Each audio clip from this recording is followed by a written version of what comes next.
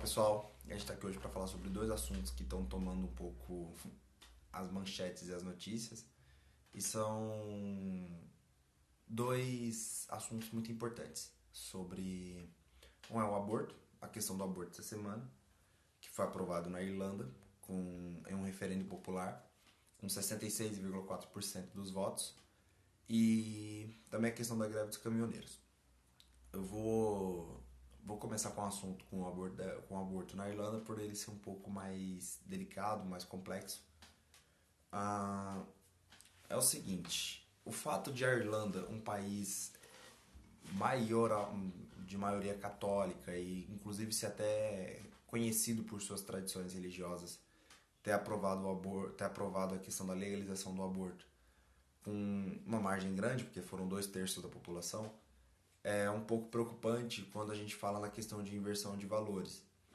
A gente está falando bastante aqui sobre cultura secular, sobre influência secular no dia a dia das pessoas, o que a gente está fazendo.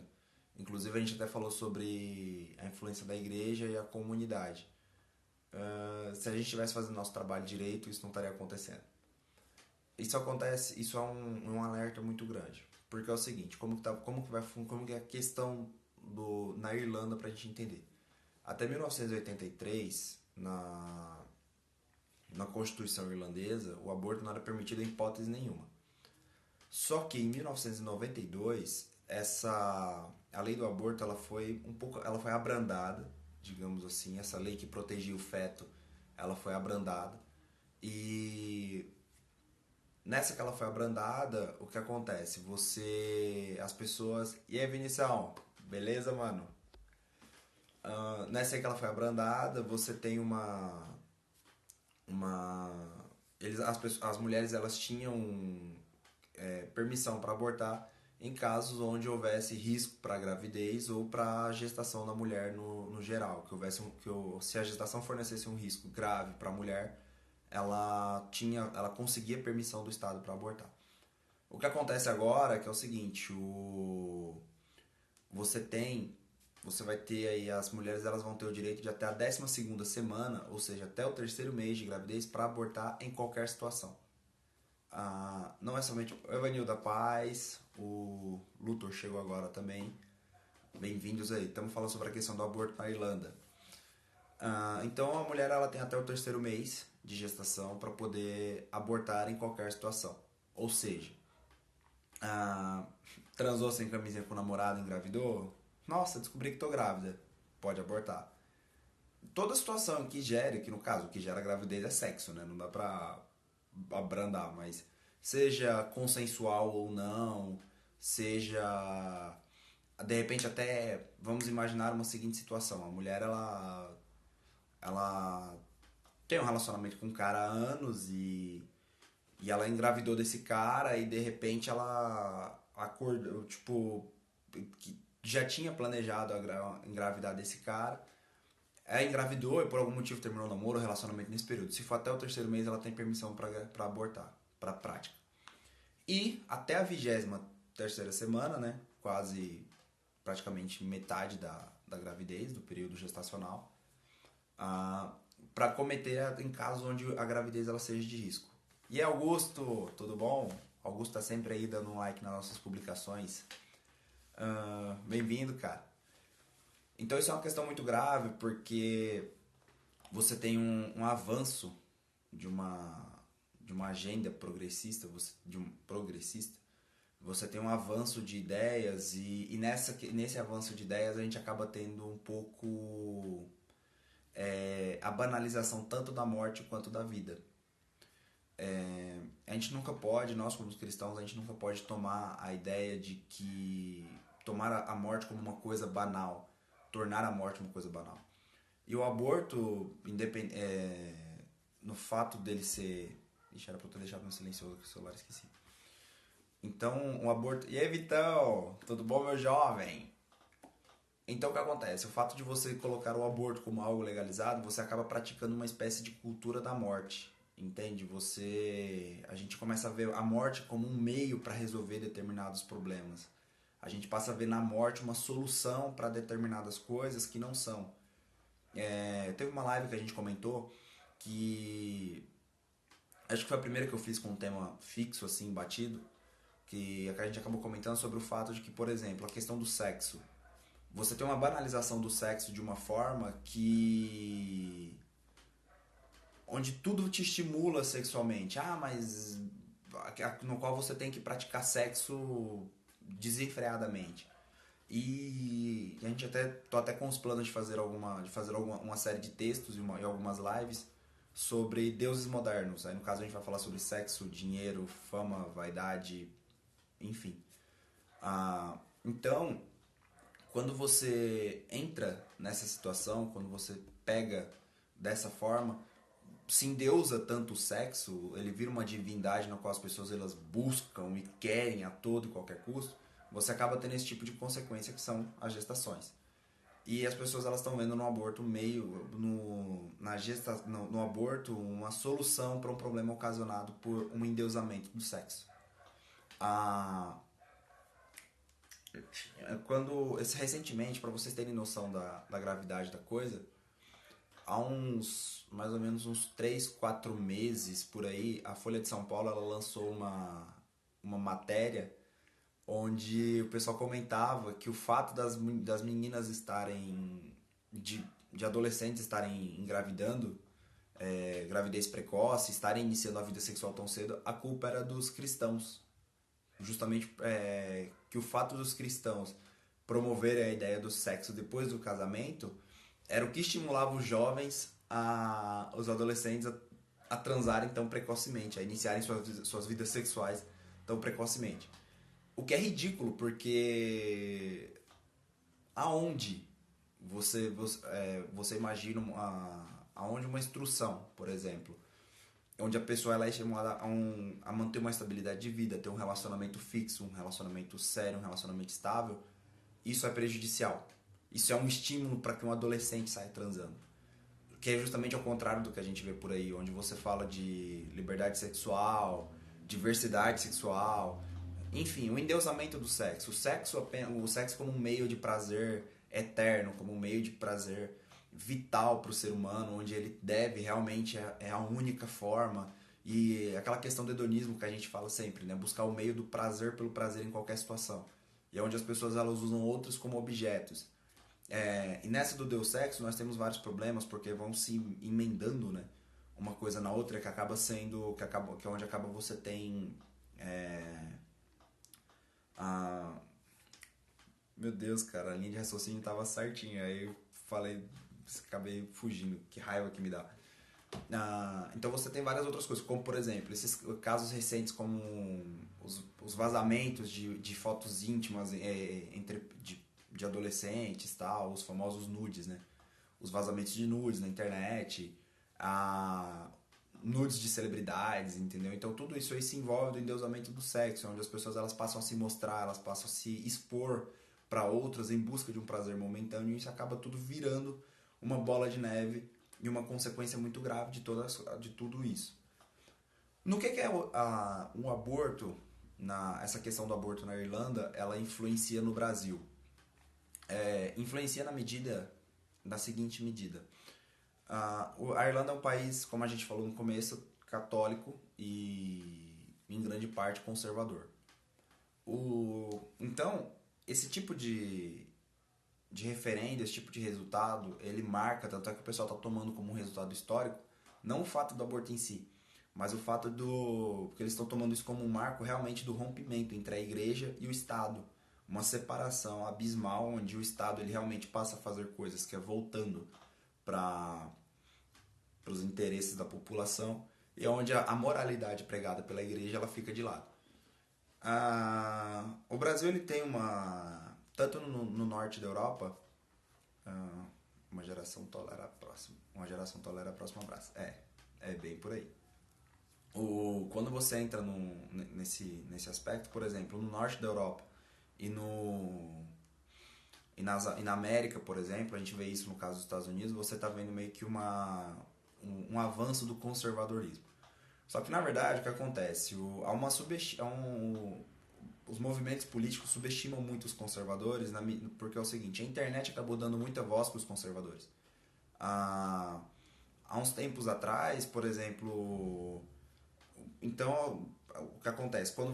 Se você se expõe como conservador, você era tido, você querendo ou não, você enfrentava um certo receio, certas barreiras, por conta justamente de que as ideias progressistas elas vão sendo muito mais atrativas. Tanto é que até hoje, quando se fala de conservadores, se fala em pessoas retrógradas, atrasadas, é, intelectualmente inferiores, fala-se realmente com um certo desprezo. Então, isso marca, por exemplo, é um marco histórico, porque marca inclusive como um avanço do progressismo ante o conservadorismo. E nós temos um problema, cara. Quando a gente fala de. Até na última live eu acabei citando, falei disso um pouco, tá lá no YouTube até. Sobre a questão do endeusamento do amor em si, por exemplo. Quando a gente fala do amor, a gente não fala de um sentimento, a gente fala de Cristo. E a gente vê muita gente caindo, muitos cristãos caindo em certas armadilhas, justamente por conta dessa coisa. Porque ouve as pessoas falando em amor, aí todo mundo vai no efeito manada. O amor, o amor, o amor. Não, porque o amor salva, o amor cura, o amor é a solução para todas as coisas e não sei o quê. Ó, o Lani aí, bicho! Ó, o Lan Gamer também chegou com a gente agora. Então, pessoal do Teologicamente, bem-vindos. Acho que é a primeira vez que a gente participa junto aí. Então você tem um endeusamento do amor. Do amor. As pessoas elas acabam falando de um amor, só que é o seguinte: qualquer amor fora de Cristo é um amor idólatra, entendeu? Nós como igreja, a gente tem que tomar muito cuidado com isso, porque muitas vezes isso acaba tomando até tempo nas nossas pregações, que a gente fala sobre o amor ao próximo. Meu Deus, quantas vezes eu não ouvi que a igreja ela tem que ter mais amor.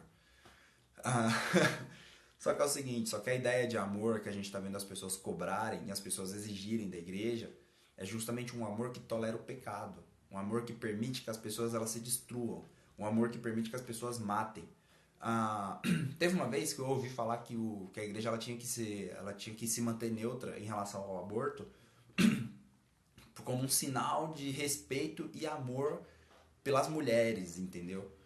O que é muito contraditório, porque é o seguinte, como cristãos, a gente entende que a vida ela começa justamente na concepção, na união entre o espermatozoide e o óvulo. Ali a gente já entende, a união entre os dois a gente já entende como o início da vida. Então a gente está tendo uma banalização do conceito de tudo. A gente está tendo uma banalização do amor, a gente está tendo uma banalização do sexo, a gente tem uma banalização da morte. A gente está vendo morte como meios para resolver problemas. E não é assim. Não é assim que a banda toca.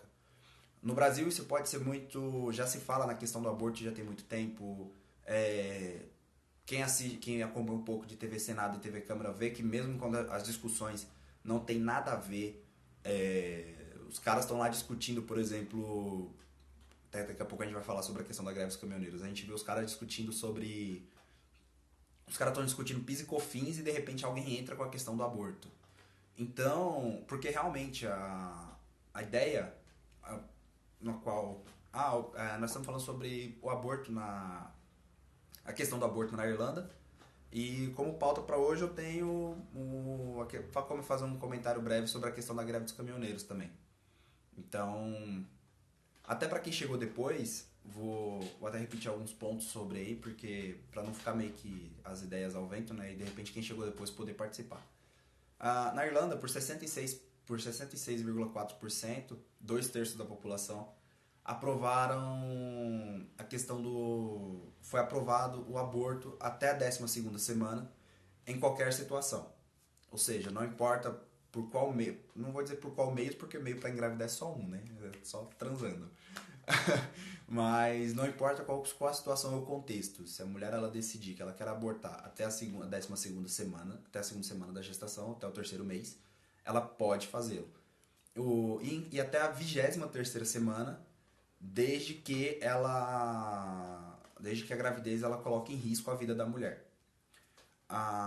Fazendo um retrospecto rapidinho, até 1983 o aborto na Irlanda ele era totalmente vetado, ele era totalmente proibido pela Constituição.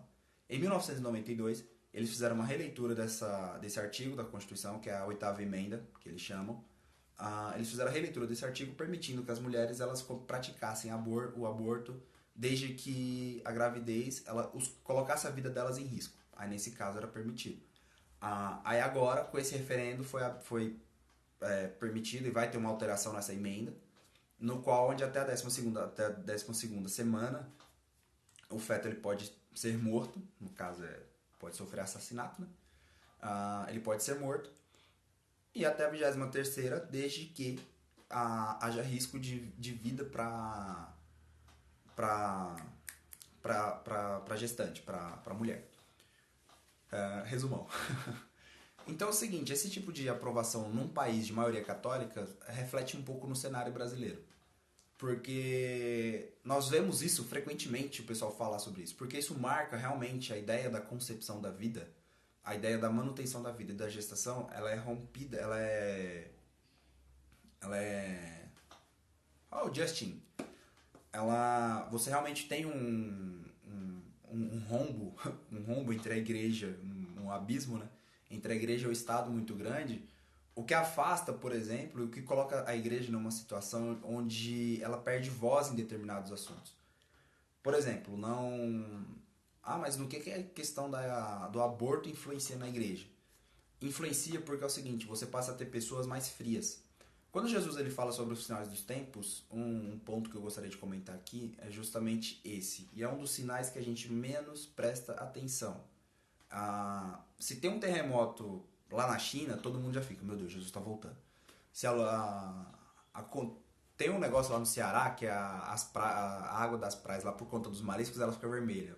Cara, o que bombou na minha timeline do Facebook, o pessoal falando sobre Jesus voltando porque as águas estavam se tornando em sangue. Não é sangue. Aí todo mundo falando lá, Jesus está voltando, fica aquela histeria. Você ouve alerta de guerras e combates, as pessoas elas ficam em histeria. Claro, deve-se realmente se preocupar. Só que aí de repente você vê... Tem um ar que é chamado o esfriamento do amor, cara. Você vê as pessoas simplesmente passando batido aí. Entendeu? E essa questão do esfriamento do amor é muito grave. E começa aí. O Victor comentou que John Wesley ele falava que é o seguinte, geralmente uma geração tolera, a outra abraça. E é aí que tá o problema. A gente tem sinais de esfriamento do amor. Quando a gente fala, por exemplo, no sábado, às 10 horas da manhã, a gente vai estar falando sobre questão de depressão, o cristão e a depressão. Então é o seguinte, e até vamos entrar um pouco nesse ponto também, mas de uma outra abordagem, que eu quero fazer, que é na relação do aborto. E você tem, cara, uma galera aí que a questão do esfriamento do amor, tudo isso são sinais de esfriamento. De esfriamento do amor, entendeu? Você tem uma banalização da vida. Você realmente pretende matar outra pessoa em prol de algo, de um desejo muito egoísta. Cara, a gente tava conversando na igreja esses dias sobre a questão de planejamento familiar e estão chamando o aborto de planejamento familiar. Entendeu? Isso é um problema, porque é o seguinte, você dá nomes diferentes e nomes bonitinhos. Tanto é que a maior agência no estímulo à prática de abortos, uma das maiores das Américas e do mundo, é a Planned Parenthood, que se chama planejamento familiar. Então você vai tipo, numa agência dessa, você acha que você vai estar sendo aconselhado de como está fazendo um acompanhamento familiar adequado, estável, sólido, legal. Só que quando você chega lá é o seguinte, os caras vão te estimular a matar uma criança. Esse é um problema. Então você tem o esfriamento do amor, você vê que todas as coisas elas estão contribuindo justamente, e ele é um sinal da volta de Cristo que a gente fica lá tipo assim, ó. A gente vê pessoas falar do aborto como se fosse a coisa mais normal do mundo, e a gente não vê como um sinal de esfriamento do amor. Isso é um problema grave. A gente vê pessoas jogadas nas ruas e não sente compaixão por elas. A gente vê pessoas entrando pro tráfico e não sente mais compaixão por elas. A gente não vê, mas a gente não se interessa mais. Tá tudo normal, tá comum. Isso é muito perigoso. A igreja ela não pode se deixar passar. E esse é um problema. Quando eu falo que as pessoas estão mais frias, Uma vez que as pessoas estão mais frias, os corações delas estão cada vez mais endurecidos para o Evangelho. E uma vez que os corações estão endurecidos cada vez mais para o Evangelho, cada vez mais difícil é para que você pregue, para que essa pessoa, ela seja alcançada pela graça de Deus. E uma vez que você tem isso, daí para perseguição à igreja é só uma questão de tempo. E é isso que a igreja não está entendendo. Daí para você ter uma perseguição com mais ferrenha à igreja, você já tem isso. Isso já é só uma questão de tempo. A gente precisa tomar muito cuidado com isso. A gente precisa falar sobre aborto nas igrejas, a gente precisa falar sobre tudo isso, a gente precisa conscientizar jovens e adolescentes sobre essas coisas. A gente precisa falar sobre todas essas questões dentro do contexto da igreja, seja na escola dominical, seja em cultos, seja em pregações, seja em estudos. A gente tem que falar sobre isso, porque é o seguinte, a galera que vai tá aprovando... Cara, você quer ver faz um teste. Chega na galera da sua igreja, que está no ensino médio, ou que está na faculdade, e pergunta para eles o que eles acham da questão do aborto. É muito provável que eles sejam a favor. E é muito provável que eles tenham no aborto a ideia justamente do planejamento familiar. A gente precisa tomar muito cuidado com isso. O pessoal do Teologicamente falou aí que é o seguinte, que falar em aborto depois que você já nasceu é fácil. Obviamente, cara, as pessoas elas não estão entendendo isso, velho. Você já nasceu, inseto. O Thiago e o Jonathan chegaram agora. Estamos falando sobre a questão do aborto na Irlanda e fazendo alguns comparativos aqui no Brasil. Então é o seguinte, cara, a gente precisa tomar muito cuidado com isso. A igreja precisa estar muito alerta, muito atenta a esse tipo de coisa. Chegue nos jovens e tenha essa conversa mesmo, justamente para que você veja o panorama das coisas. Porque é aquela coisa, o jovem, o pessoal fala que ele é o futuro da igreja, só que ele já está parte dentro do contexto atual da igreja. Então ele faz parte do contexto atual, ele não é só o futuro. Se ele convive no contexto atual da igreja, ele deve participar das coisas da igreja, a igreja deve instruí-lo corretamente, senão a igreja falha na missão dela. Que a gente falou, tá lá no YouTube, a gente falou sobre a questão da missão da igreja, e a missão da igreja é justamente é justamente ensinar as pessoas a andar como Cristo andou. É isso que Jesus quer dizer quando ele fala em fazer discípulos. É isso que Jesus é justamente para isso que Jesus nos chama, para ensinar as pessoas a ser como ele, a andar como ele. Aí você imagina Jesus falar bem assim, eu sou a favor de aborto, vamos lá, matar geral.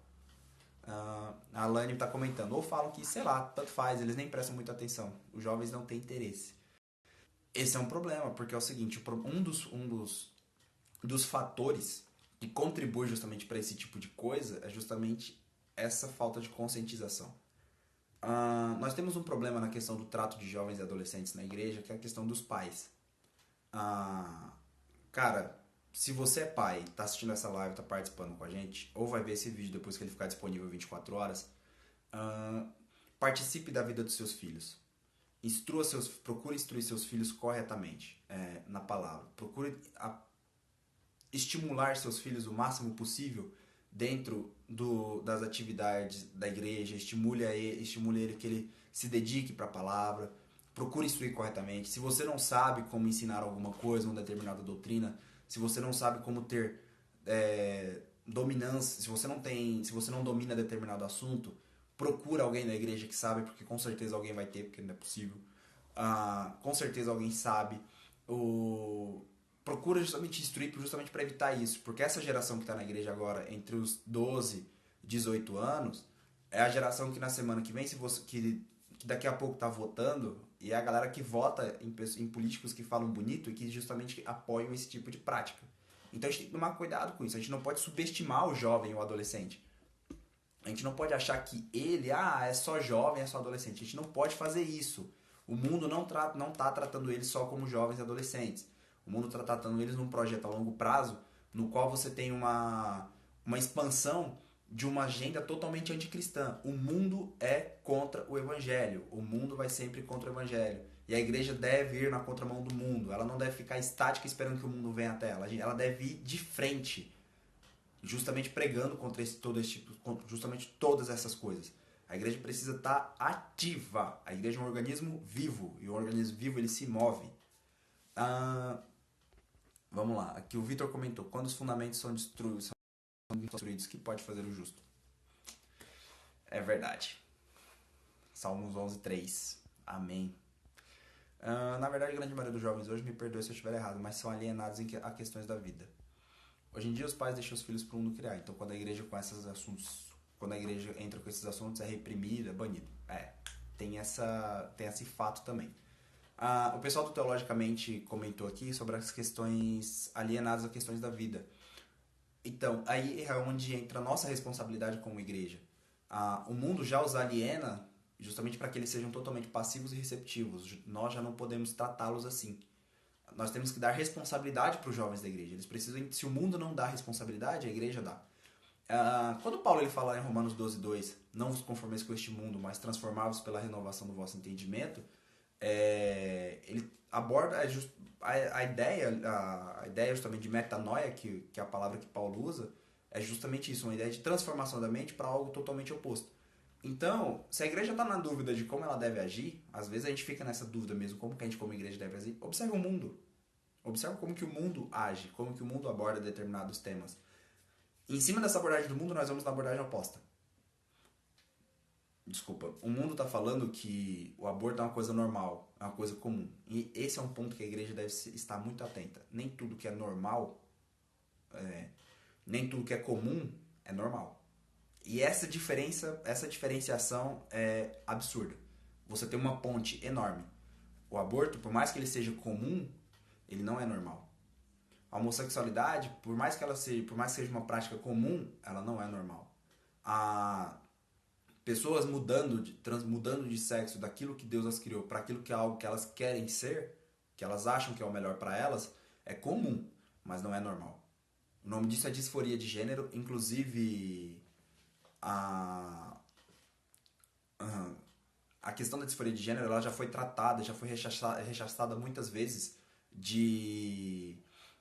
nos Estados Unidos, justamente por conta disso, porque eles tratavam realmente como algo perigoso, algo a ser tratado, e hoje a gente trata como normal. O que o Victor falou, usando as palavras do John Wesley. Uma geração lá atrás tolerou e agora a outra está abraçando. Esse é um perigo grande. Quando a gente fala de gays, lésbicas, etc., eles falam que cadê o amor ao próximo? Aí é onde entra um outro ponto. Aí o Rafael chegou agora, o Ederson entrou também, eu tava falando, eu acabei de ver eles entrando aí. Tudo bom com vocês? Então é onde entra. Quando a gente fala sobre a banalização do amor, tá nisso aí. Porque quando a pessoa chega pra mim, uma pessoa do mundo fala assim, cadê o amor ao próximo? A primeira coisa que eu me pergunto sempre que eu ouço isso, seja na internet, seja no dia a dia, ou seja em qualquer outra situação, eu sempre me pergunto, mas qual que é a noção de amor que essa pessoa tem? O amor ele é confundido com tolerância, ele é confundido com abrir as portas totalmente aí permissivos e nos tornar permissivos para todo tipo de prática, para todo tipo de coisa. Quando na verdade a função do amor é justamente conservar, a função do amor é justamente preservar. Quando a gente olha os mandamentos de Deus, a lei, né, Gênesis a Deuteronômio, nós vemos ali que Deus ele institui leis morais, leis cívicas, leis sacerdotais e leis rituais com o objetivo de preservar um próprio povo para si, de preservar uma nação para si. Deus ele nos deu a palavra justamente para que aqueles que nele creem e que têm a vida eterna, para que eles sejam preservados, para que eles tenham suas almas preservadas. Essa é a ideia de amor. Minha mãe me ama, mas nunca deixou de corrigir meu Deus. Rapaz, cadê Dona Rita pra aparecer aqui? Porque Dona Rita me dava uma surra nervosa quando eu aprontava quando eu era mais novo. Logo eu, tão sossegado.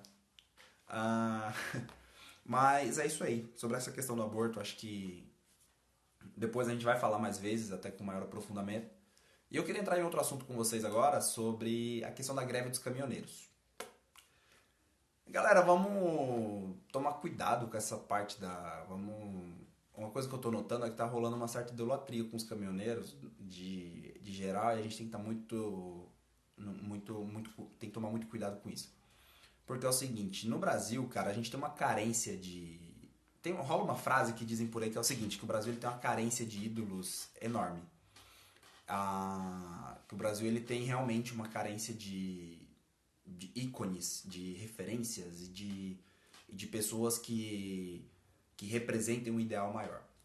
a gente tem que tomar muito cuidado com isso, porque é nessas histórias que surgem os oportunistas. De repente eu comecei a ver, eu sou filho de... Meu pai é caminhoneiro desde que eu era nascido. Antes mesmo de eu nascer, meu pai já era caminhoneiro. E... E é o seguinte, caminhoneiro não é santo não, falou? Não é porque o cara... Ó, Poliana, bicho!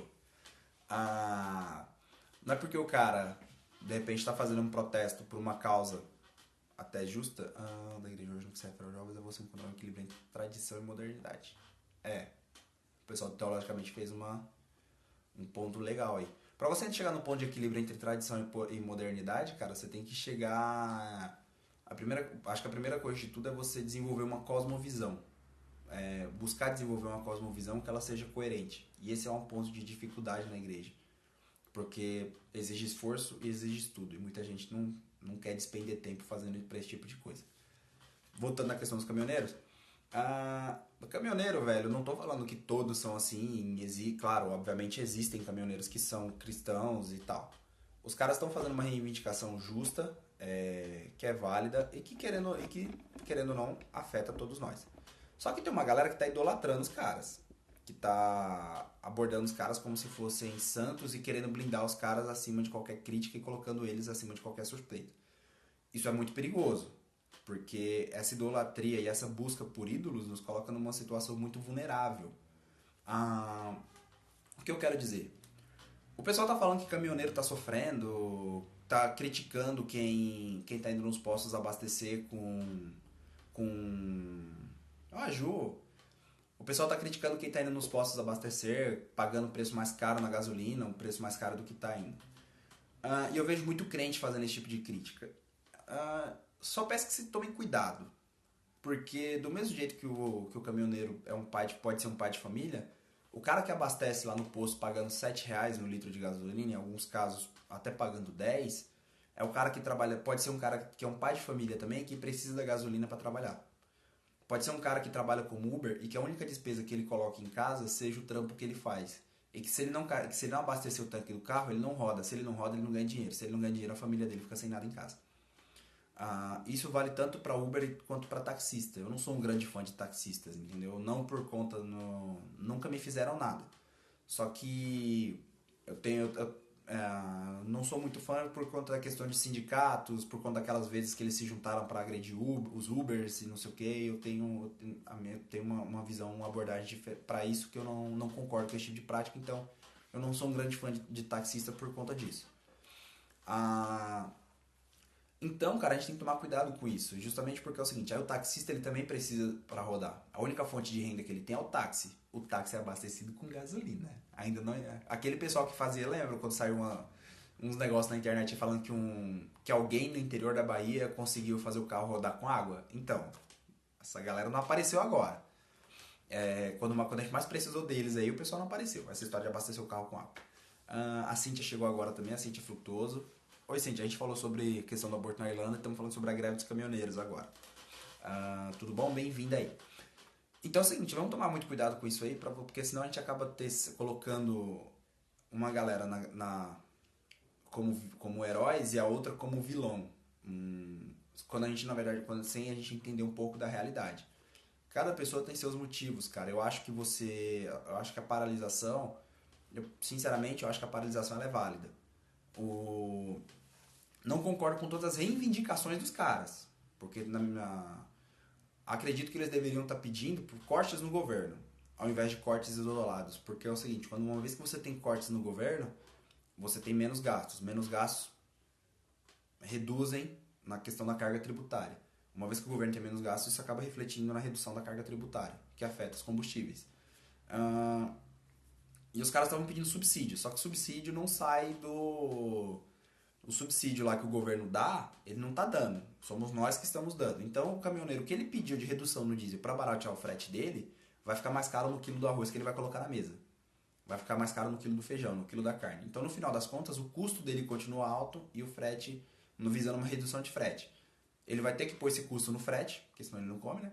Ele vai ter que pôr esse custo no frete e o frete vai ficar novamente mais alto, porque no final das contas trocou 6 por meia dúzia. Eu não concordo com o modo como eles reivindicaram, com o que eles reivindicaram propriamente dito. achando que na canetada você resolve tudo, sendo que na questão tributária no Brasil é muito mais complexo.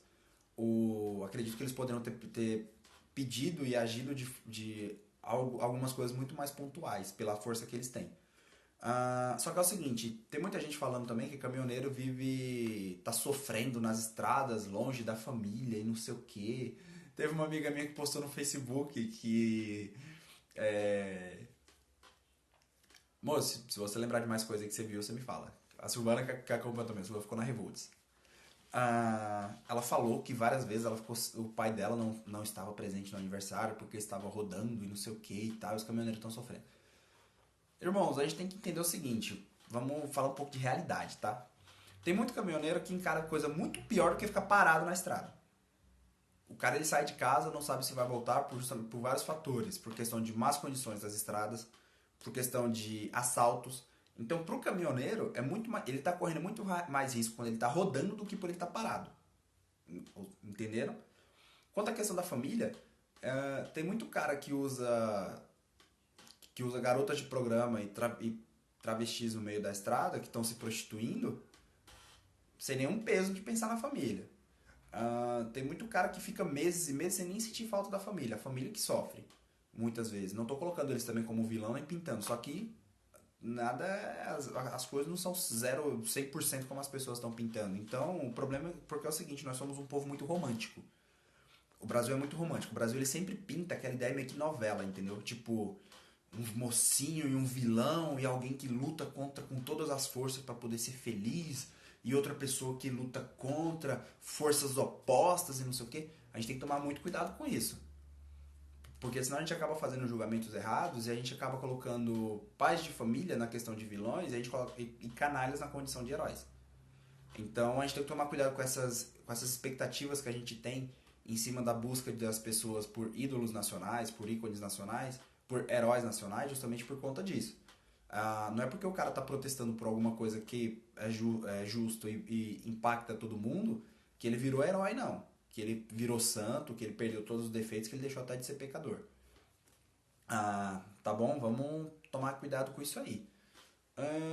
Então, sobre a live de sábado, a pauta já está montada, já conversei com o Emerson já sobre alguns assuntos, a gente já tem mais ou menos uma ideia de como vai abordar.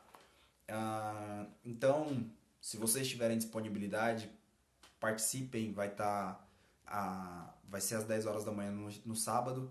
Eu não sei ainda como que... Eu não tô estudando um pouco da logística aqui, amanhã vou até fazer alguns testes na medida do possível para ver se eu consigo captar a conversa integral na live para poder postar no YouTube depois, para ficar disponível para vocês 100%. Vou ver como o Instagram tem a opção de salvar a live e depois deixar lá, só que pelo que eu vi só aparece a minha pessoa, não aparece nem os comentários de vocês, então não sei até que ponto isso pode ser interessante também. Mas, no mais, é isso aí. Obrigado pela participação de todos. O pessoal do Teologicamente aí, muito obrigado pela participação, pela contribuição que vocês deram. Vitão, cara, sempre pontual com a gente aí. Todos vocês que participaram, muito obrigado. No sábado, 10 horas da manhã, live sobre depressão. Vamos falar sobre o que a depressão está relacionada ao cristão, como que é isso, como que não é. Então eu espero que seja bem instrutivo, bem edificante para vocês, tá? Porque o nosso objetivo aqui é esse. Então, no mais, boa noite, Deus abençoe a todos, bom feriado.